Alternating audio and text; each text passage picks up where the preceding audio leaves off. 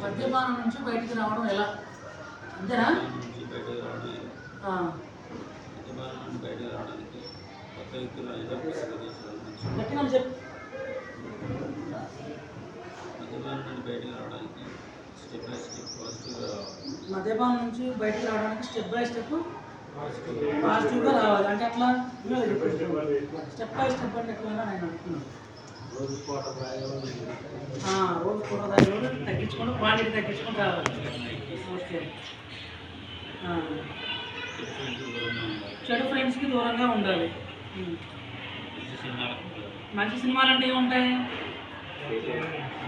మనకు ఆలోచింపజేసే సినిమాలు ఉంటాయి కదా, డ్రగ్స్ గురించి ప్రతి అగైనెస్ట్ సినిమాలు ఉంటాయి కదా, హస్బెండ్ సినిమాలు.